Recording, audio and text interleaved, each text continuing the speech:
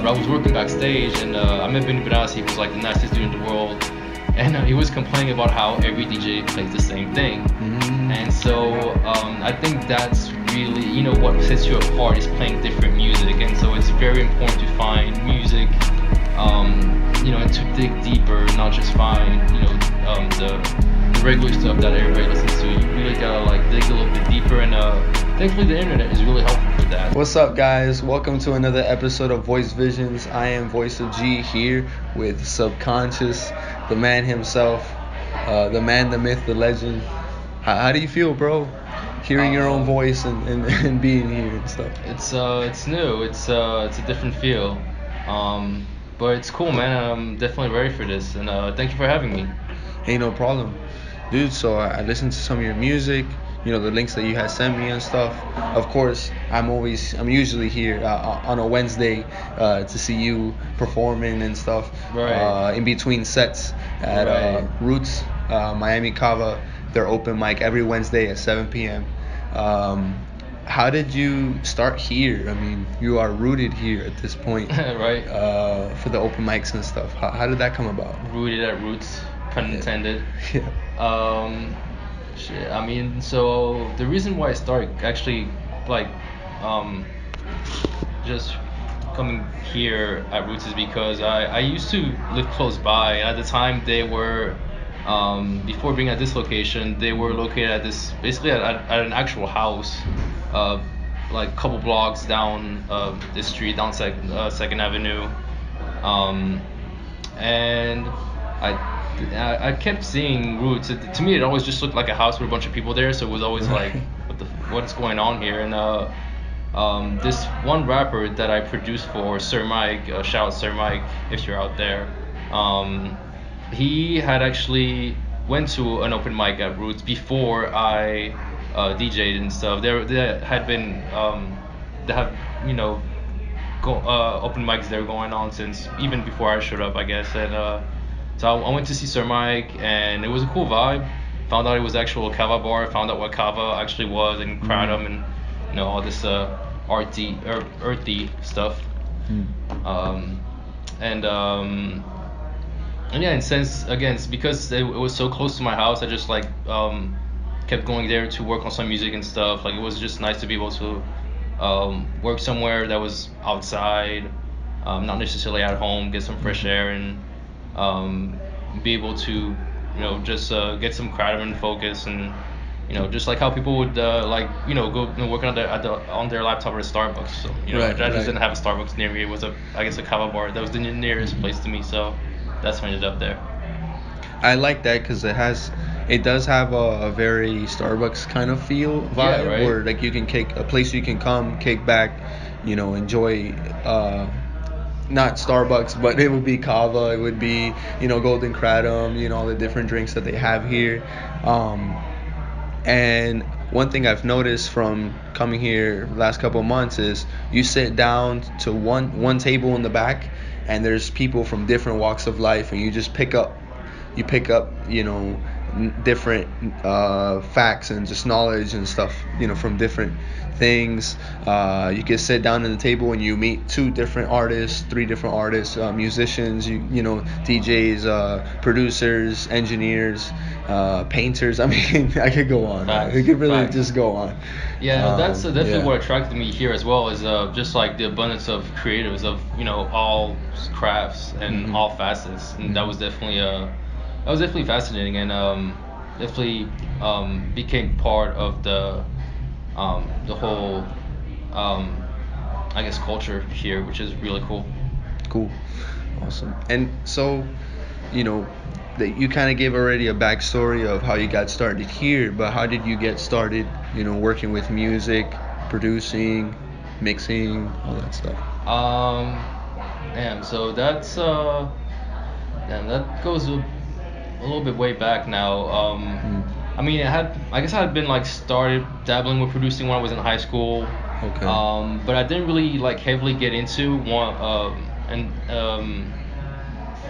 I didn't really get into it until I graduated high school, actually, because I don't know, in high school I was just busy trying to, school and having a social life, I guess how most kids do. I didn't really like focus on a hobby like that. So after high school, when I was trying to figure out what I wanted to do, I was getting, heavily into producing. I was at the time. This was after I moved from Belgium, which is where I'm originally from, where I went to high school and stuff. Then I moved to Florida. At first, I was in West Palm Beach, and over there we had like a little rap group or whatever, and I was producing. We never actually like put anything out or anything, which is pretty funny. I'm not even sure if they still rap or sing and stuff like that. But I definitely still produce. I definitely kept doing it. And that's actually how I started mixing as well. I started mixing because once the group, I guess, fell apart, once we kind of like went all a different path, I didn't really like know that many people at music, or didn't really know how to get my music out there. I wasn't really too internet savvy, social media savvy, and it definitely wasn't the way it is now, where now it's definitely a lot more accessible. So that's why I started DJing, so I could show my beats to people. Okay. Yeah. Wow. Okay. That's a whole marketing strategy right there Right. in itself.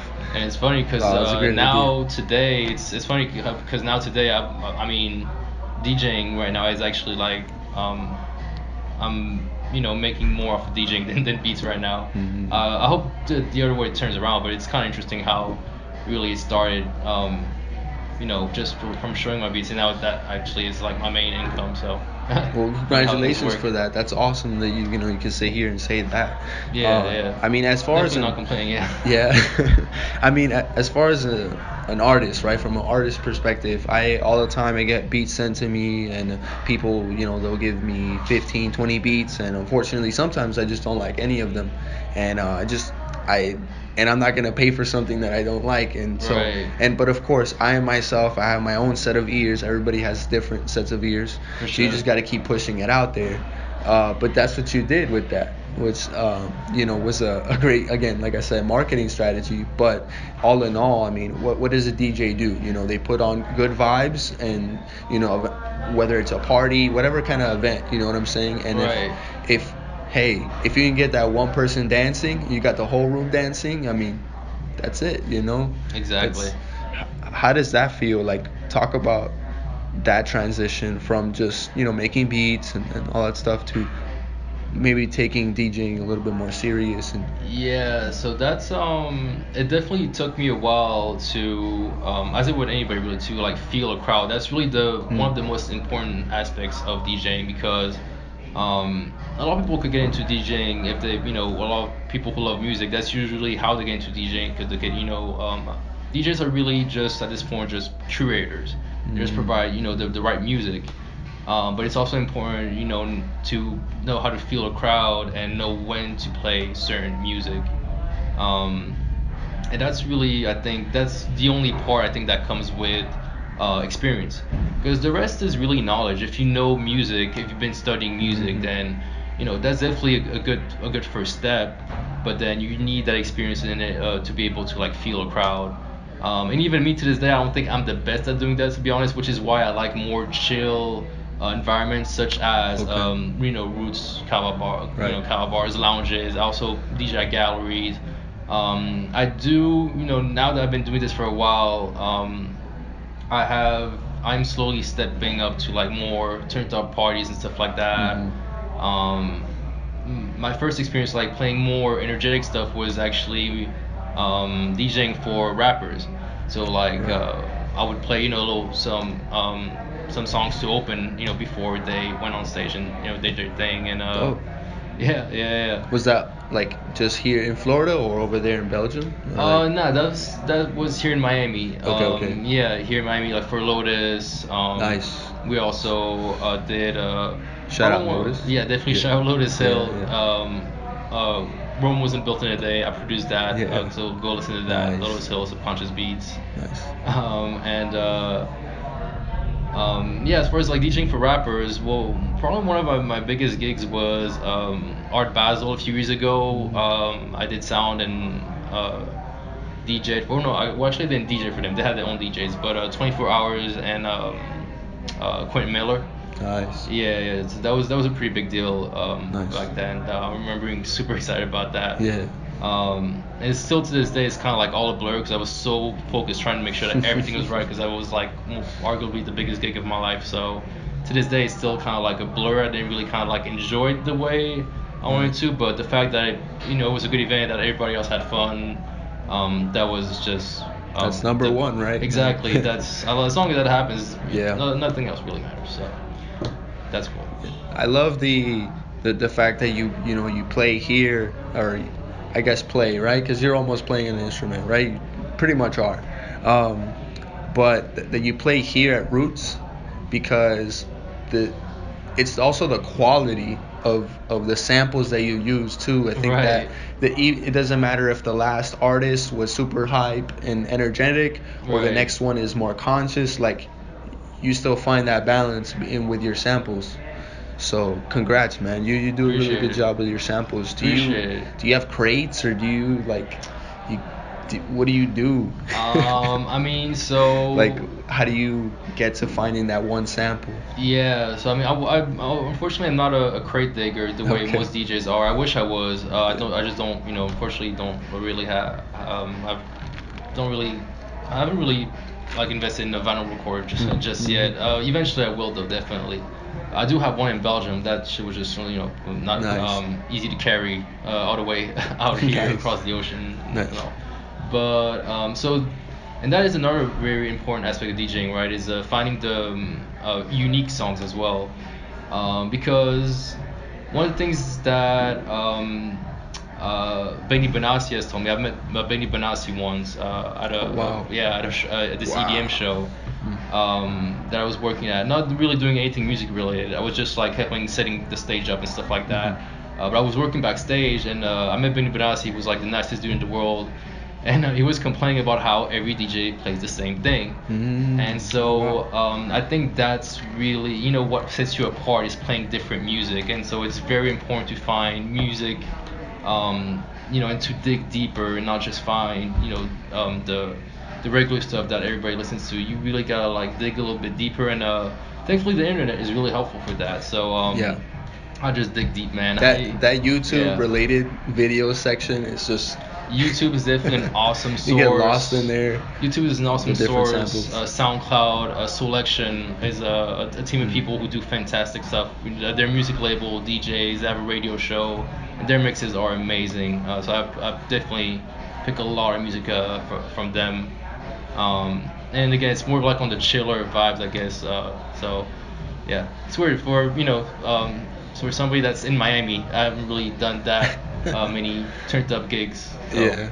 Like you'll conscious drop that beat, and they're expecting like something yeah, that'll, I don't know, get them through the roof or something. Like a lot of bass, 808s, and yeah, definitely, and I like that type of stuff too. Yeah. It's just I guess I've been able to find a niche audience, here with the stuff that I do as well, which has set me apart and got me to where I'm at now, and I've also been happy with the stuff that I do too, because the thing with DJing clubs and stuff like that is you kind of are required to DJ top 40 type of stuff, which I don't really want to do. I just really like being able to share stuff with people and give people an experience. So right. yeah, that's really what I usually try to go for. I like that. You said a lot there, but one of the things that I'm picking up is the top 40. Yeah. And I was having a conversation recently with somebody else about, the music of today, or not necessarily the bash the music of today. Is, hey, if you're top 40, congratulations, like that's awesome. But there's some really good, unknown music that's not top 40. Yeah, absolutely. Not top 100, not top 100. It's undiscovered. So when you sample, it's like when you find that one sound that it hasn't reached a lot of ears. I mean, that must be so satisfying when you're able to loop something. Or I am an artist. I don't consider myself like a big producer, although I've produced beats for other people and stuff like that. That's not necessarily what I focus on. What do you use to produce beats? So you're gonna laugh. It's actually the same DAW that I'm using to record this episode. It's called Mixcraft. And it was the first one I ever learned how to use to produce and all that. That's crazy. For software. I don't think I've ever heard of Mixcraft. It's To be it's honest, really that's crazy. like you said earlier. You gotta dig, to find Yeah. Mixcraft. Oh wow. But it was just it's a little it's basic, right? It's not gonna you're not gonna have any crazy effects on it unless you do buy like a plug-in or something like that. But I don't know. I just felt it was super easy to make beats on there. I was comfortable with it, but I haven't really made a beat in a couple months. I'm kind of rusty, guys. But anyway, yeah, like when you find that rhythm, whether it's you're gonna go for something fast paced or you're gonna something slow paced, when you're able to flip that sample, and you have that moment where you're pressing on the pads and you're like, oh wait, there's something there, and it's like almost like digging for gold. You're like Yeah. trying to get there to that moment. It's definitely interesting trying Yeah. to go through different DAWs and try to find new things and new samples through that as well. hmm What DAW do you use? So now I use Ableton and Machine. Okay. I started out with FL Studio as as most people do. I tried to get into it. I couldn't. At the time, like, I don't know. I couldn't. Like everything was really confusing to me. And I'm like, I'm Yeah. gonna stick to Mixcraft. Yeah, I got put into Ableton when I was studying at SAE for a little bit. Shout out Ill Factor, it's my mentor pretty much who taught me most of the fundamentals of Nice. of beat making and producing and stuff like that. And then I wanted to use more hardware and have more feel, like on field type stuff, like an instrument. So Mhm. then I went into Machine, which is like a MPC for people who don't know. It's like a Okay. pad, I know instrument and stuff NPC like is, that. yeah. Yeah, Okay. exactly. Okay. So yeah, so now I use a combination of Machine and Ableton. I lay most of my ideas in Machine to have like a feel for the pads and just have fun with it. And then I do most of my editing and arrangement and mixing in Ableton. Um, and I'm probably gonna get into MPC soon as well because those look like a lot of fun as well. Is that something you have to save up? Like, is it expensive? Yeah, it is Does because it actually, in general, like, does it get expensive buying all this equipment and stuff? Like, yeah, definitely. yeah. I mean, the same way like for, photography and Okay. video equipment is Yeah. kind of expensive as well, right? So in that sense, getting equipment is kind of expensive, and MPC. The reason why it might be a little bit more expensive than a machine is because a machine I still need a laptop to work. An MPC is just like you could just make beats on the spot. You don't need anything else. Just like an actual instrument. So just like back in the day. So The cassette tapes and stuff. yeah. Wow. Well, this one doesn't have cassettes in it. That'd be pretty cool though. um, but yeah, so that's gonna be cool to just be able to make music on the fly wherever I go. That's what I'm trying to do. That 'Cause would- yeah, sometimes that would take inspiration you- just comes out of nowhere. You Yeah, never know when it hits. A whole new level. Like, you can make a whole album just Exactly, in one the day. whole album just off of MPC. Go to the park, chill, Exactly. make beats. Is that how, like, these projects that you showed me, like, is that how, like, they've been, or like what's the process? How long would it take you to make a beat, or one or two, or let alone a project? It really depends. I mean, some ideas just flow very easily and are super fast, but I mean the mixing definitely takes a lot more time because it's making sure that everything sounds right and just polishing everything. That takes a lot of ear training and stuff like that. But as far as the actual like production and like laying out ideas, um, it's yeah, it depends. It could take about a week, or it could take a couple hours just to lay a full beat, depending on how I feel or if inspiration strikes. But I mean,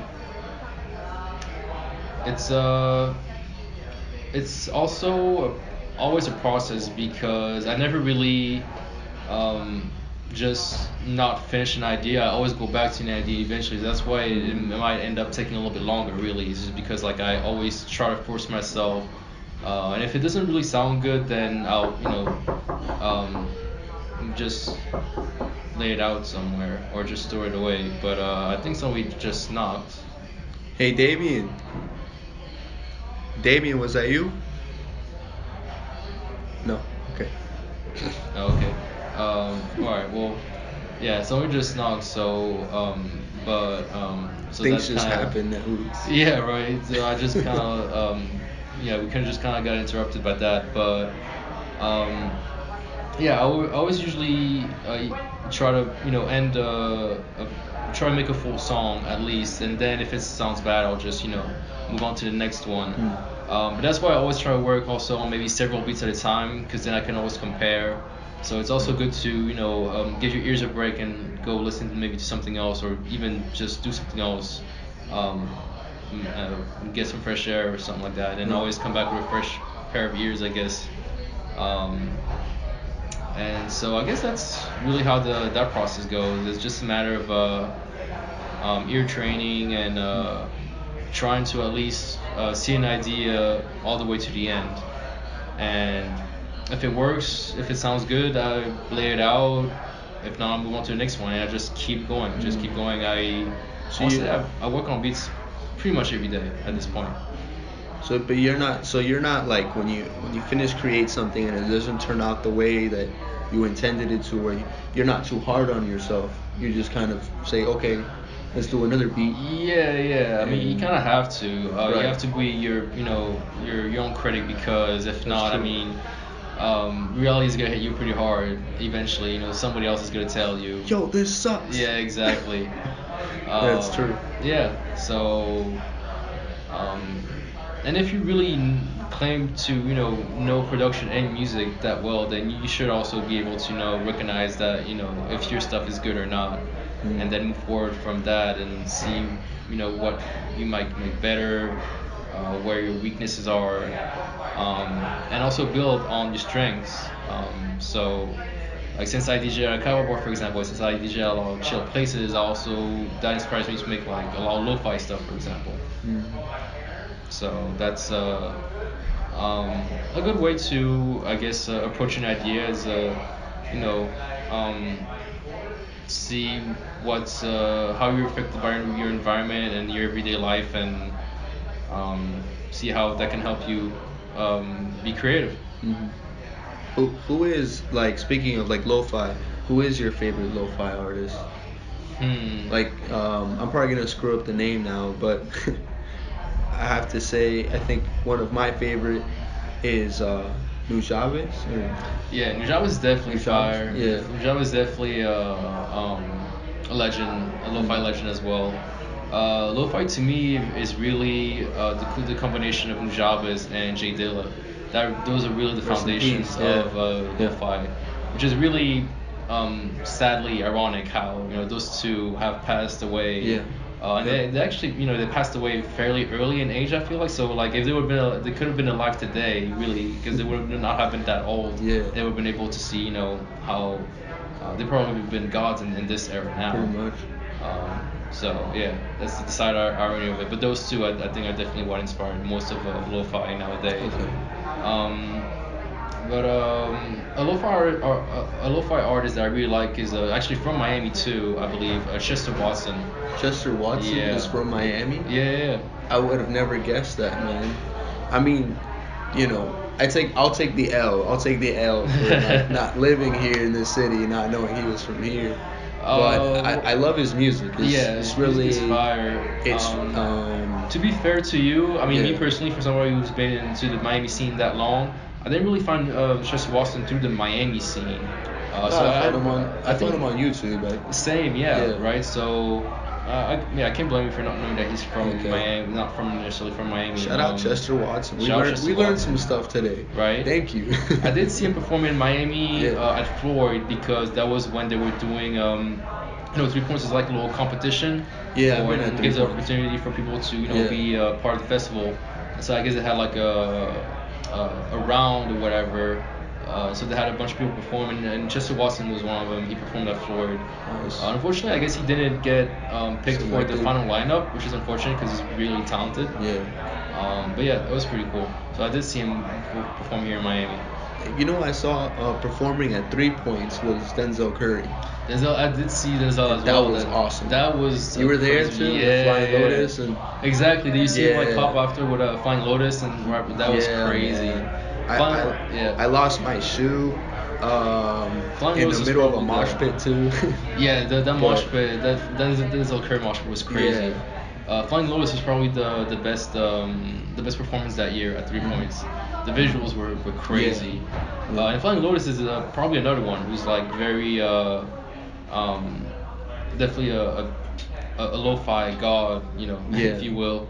Even though his stuff sometimes seems to be more electronic and more experimental, but that's just creativity at the highest level to me. Oh, I mean, he's made music too with Kendrick. He's made music Yeah, with exactly. Denzel, with two of my favorite artists. So Exactly. yeah. And actually, they were just playing. Well, I don't know if that's because they were playing on the TV, but I heard the soundtrack from the Yasuke show. I don't know if Nice. that's because they were playing the actual show on Netflix or just because they were playing the music. But yeah, that soundtrack was fire too. Yeah, He produced yeah. that. He also like produced the actual show. And Denzel is on it too. He's on the soundtrack. Oh, really? I Yeah, gotta yeah, check that yeah. out So for they have sure. another song on top of the Black Balloon Reprise. That was the first song they did Yes. together. That song's fire too. Yeah, yeah, it is. That song is Boom, boom, incredible. boom, in the beginning, yeah. So tell us what's next for Subconscious. What's next for you? So I mean, I'm probably gonna keep try to grow with the community here in Miami. Uh, we have a very good open mic going on here in Miami that funnels a lot of new talent. That's right. So being part of that is very special. So I'm definitely gonna keep doing that and see where that leads and how that grows. And then on the producer side, I'm also gonna keep doing that. Keep linking up with Lotus as I usually do.